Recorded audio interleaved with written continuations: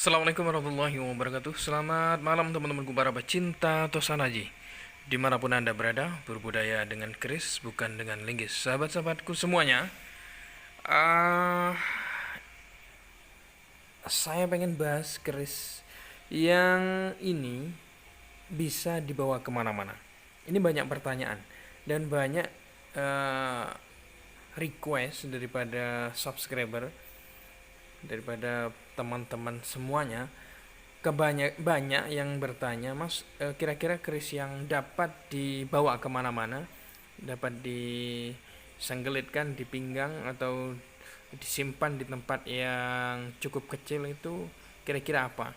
Nah, saya kira memang untuk keris yang dapat dibawa kemana-mana ini adalah keris yang berukuran patrem atau bisa jadi berukuran jimatan kecil. Berukuran patrem di sini dikatakan berukuran patrem itu di bawah angka normal. Kalau angka normal, ukuran normal itu sekira 33 cm sampai ke 40 cm itu keris-keris normal, teman-teman. Namun kalau keris-keris patrem itu biasanya berukuran hanya 20 cm sampai 25 cm. Nah, keris yang ada di depan ini adalah termasuk pada keris patrem. Nah, seperti apa kerisnya? Mari langsung saya akan review bagaimana dan seperti apa kerisnya. Dan pada sandangan seperti ini teman-teman, dikatakan pada sandangan bergaya Gayaman Jogja. Nah, Gayaman Jogja ini adalah pendok bunton seperti ini. Nah, ini saya rasa memang sudah cukup ideal ya. Secara warangka, sandangan, ini sudah cukup ideal. Dan coba kita akan buka seperti apa kerisnya. Bismillahirrahmanirrahim.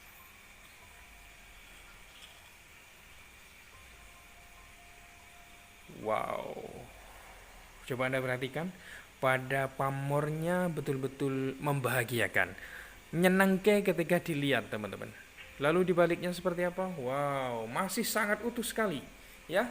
Oke teman-teman sekalian, ketika Anda memperhatikan pada wilah pamor ya, pamor pada wilah, penataan pada pamor wilah ini termasuk pada pamor waswuta. Nah, pamor waswuta itu kalau di bahasa Jawa kan waswuta, atau kalau di bahasa Indonesia kan konversikan pada bahasa Indonesia dikatakan beras yang tumpah. Nah, secara aspek filosofi beras wuta atau waswuta itu dikatakan keberlimpahan rezeki. Nah, beras itu kan diidentikan dengan sebuah faktor kebutuhan ya, kebutuhan primer, kebutuhan sehari-hari, dan merupakan lambang kebahagiaan ketika dan kecukupan ketika terdapat beras yang cukup.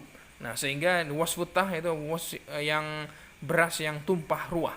Yang dimaksudkan adalah keberlimpahan banyaknya rezeki yang kita dapatkan tanpa berkurang. Nah, itu makna dari pamor waswutah. Ukuran pada keris ini teman-teman sekalian, gimana ini ukurannya? Coba saya ukur ya. Coba akan saya ukur teman-teman, kira-kira berapa sentimeter totalnya. Nah, panjangnya sekitar 25 cm teman-teman. 25 kurang 24 lah, 24 cm. Nah, ini merupakan ukuran yang ideal ketika berbicara bahwa keris apa kira-kira yang bisa dibawa kemana-mana. Nah, ini adalah ukuran patrem teman-teman sekalian, namanya ukuran patrem ya.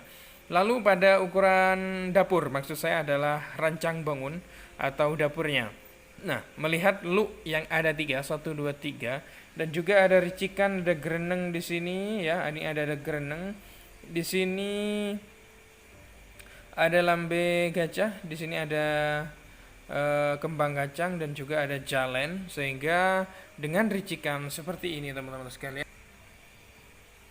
itu dinamakan keris berdapur mayat.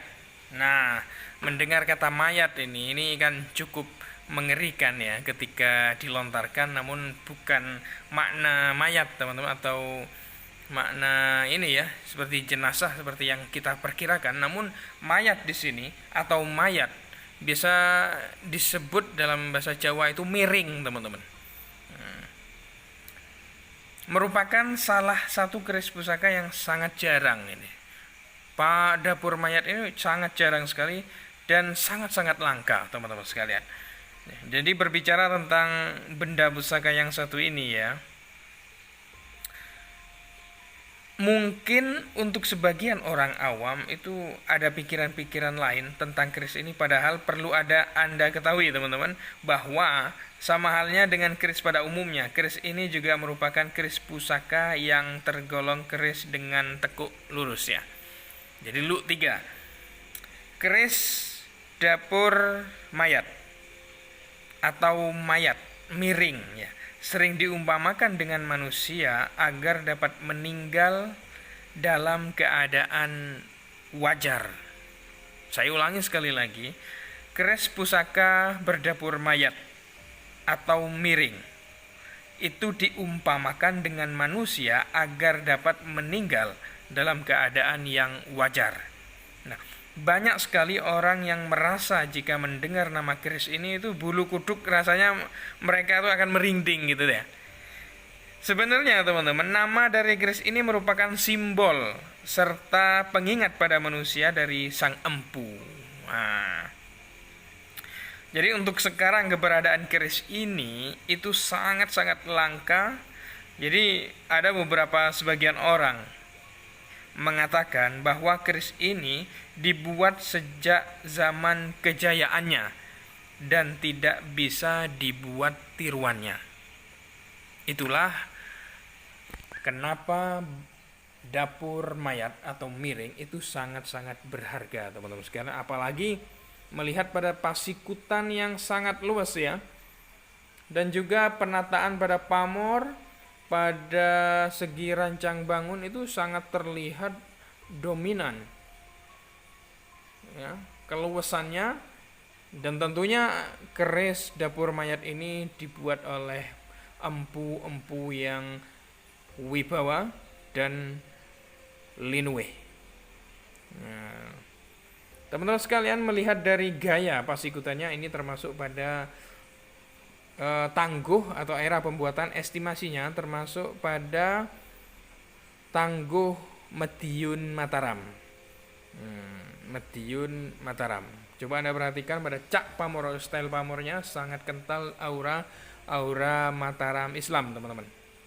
Dibuat pada daerah atau lingkup Purabaya atau biasa disebut Mediun, sekitar abad ke-16. Oke, terima kasih teman-temanku sekalian yang sudah menyimak. Ini adalah dapur mayat Pamor Waswutah Tangguh Mediun Mataram. Wassalamualaikum warahmatullahi wabarakatuh. Salam budaya.